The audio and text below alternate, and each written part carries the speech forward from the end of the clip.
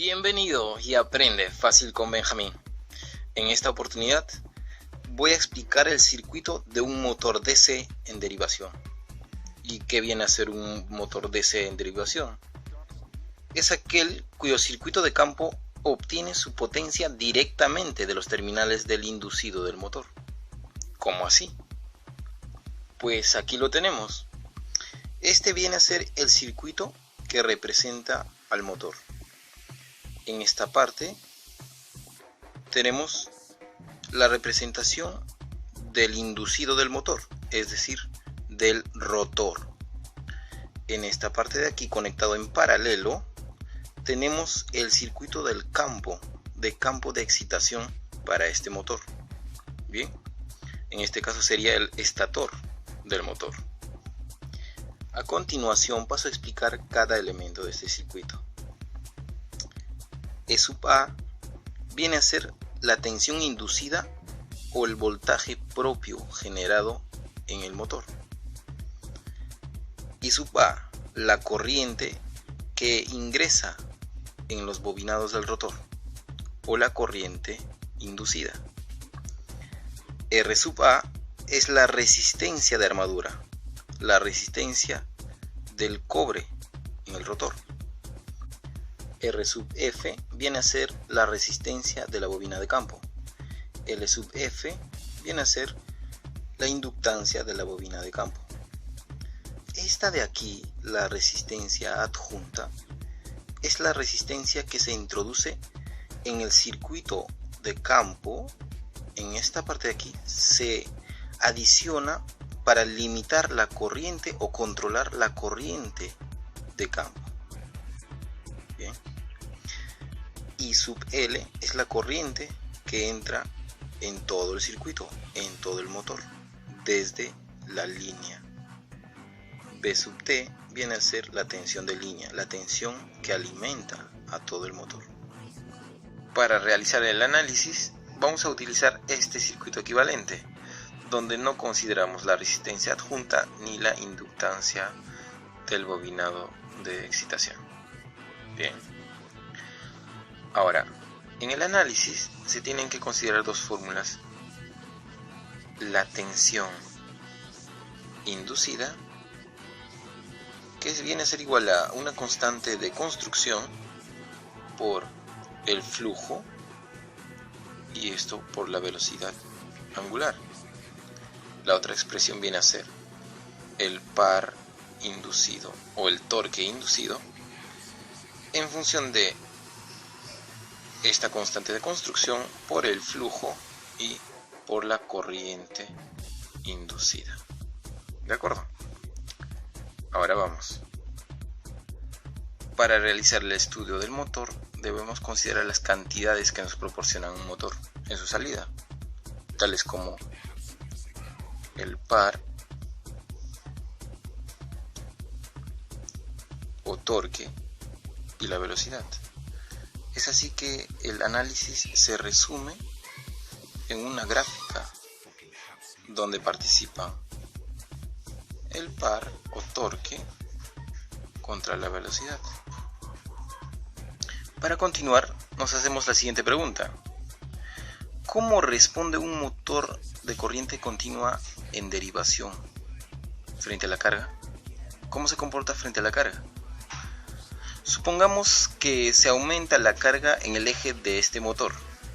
Entonces, el par de la carga va a ser mayor que el par inducido en el motor. Ahora, ¿qué sucede? El motor empieza a frenarse. Cuando el motor se frena, su voltaje interno disminuye. Este voltaje interno, que está en función de la constante de construcción por el flujo y velocidad, disminuye.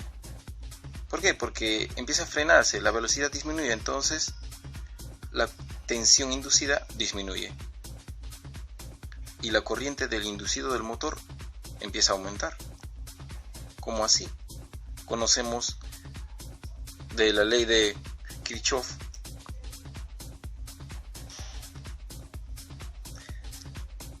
voltaje de línea menos tensión inducida entre la resistencia de armadura.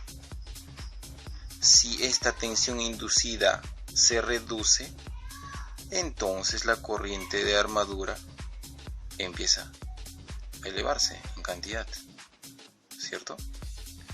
El par inducido también empieza a aumentar porque está en función de la corriente,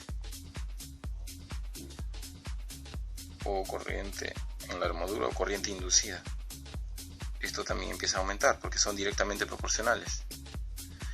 Finalmente, este par inducido empieza a aumentar a tal punto que iguala al torque o par de la carga. Es ahí donde se dice que el motor trabaja en estado estacionario. Cuando sucede esta igualdad, el motor trabaja en estado estacionario y con una nueva velocidad, velocidad 2, que es menor que la velocidad inicial. ¿De acuerdo? Las características de salida de un motor DC en derivación se puede deducir a partir de las leyes de Kirchhoff, leyes de voltaje de Kirchhoff.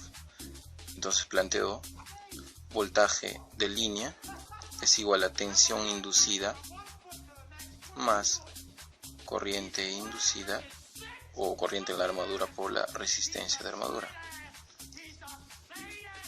Pero yo sé que tensión inducida es igual a la constante por flujo por velocidad, ¿cierto?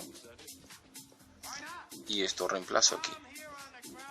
Tendría voltaje de línea es igual a constante por flujo por velocidad más corriente y resistencia de armadura. Puesto que el torque inducido es igual a la constante por flujo por corriente, reemplazo este valor, despejo corriente y lo reemplazo aquí. Y digo, voltaje de línea va a ser igual a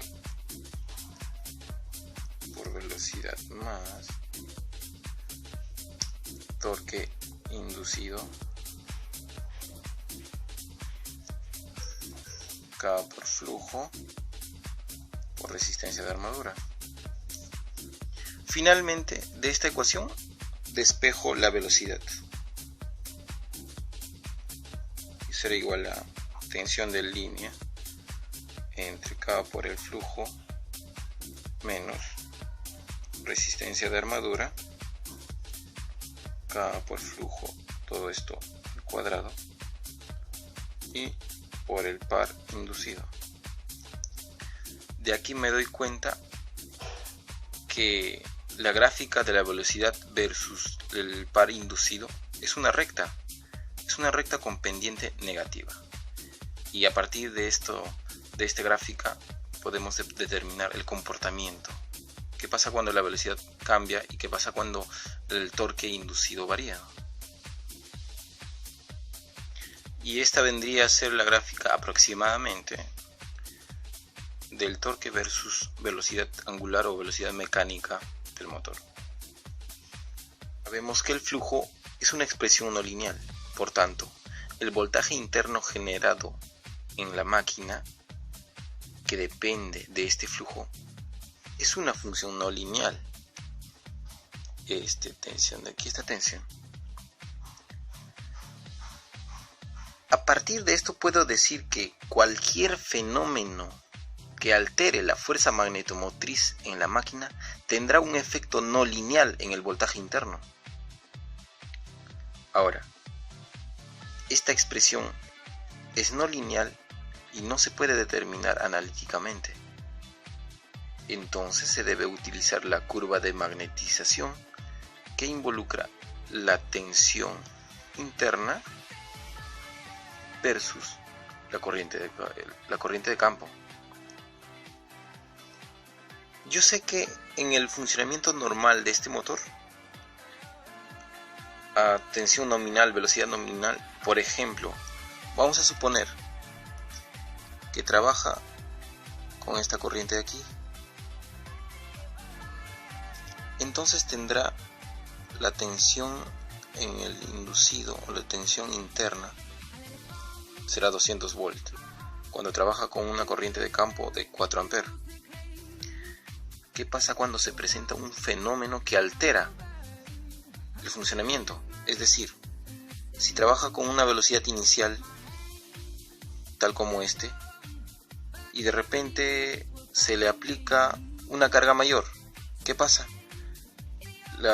El motor empieza a frenar y presenta una nueva velocidad. Ya habíamos visto anteriormente, ¿no?, el análisis. Entonces esto va a provocar que la corriente se desplace hacia arriba o hacia abajo. Por lo tanto, la tensión también se va a desplazar en el mismo sentido que la corriente de campo. Ahora, ¿cómo relaciono la tensión interna en función del cambio de velocidad? Vamos a verlo. Sabemos que la tensión interna está en función de la constante de construcción por el flujo, por la velocidad angular. Pero esta velocidad angular se puede expresar como una velocidad en revoluciones por minuto. Entonces sería una nueva constante por el flujo, esta vez por la velocidad expresada en RPM, o revoluciones por minuto. Inicialmente sabemos que este motor tiene una tensión inicial, ¿cierto? Una constante, el flujo es constante y una velocidad inicial. Y esta de aquí ya es cuando se presenta un fenómeno que altera el funcionamiento del motor. Entonces puedo determinar la tensión en la segunda instancia. Puedo dividir ambas expresiones. Tengo estos, se van a cancelar y me queda nueva velocidad entre la velocidad inicial. Estas dos expresiones que vienen como dato en la curva de magnetización se le conoce como datos de referencia: tensión de referencia, velocidad de referencia. Bien, de este modo, cuando vayamos a resolver ejercicios, se usan esta relación y la curva de magnetización. Amigo, hasta que llegamos, sabemos que no hay mejor modo de comprender este tema que con un ejercicio de aplicación. Así que en el siguiente video haremos la parte práctica de este tema. ¿Ok? Espero que te haya gustado y no olvides suscribirte, pues. Hasta la próxima.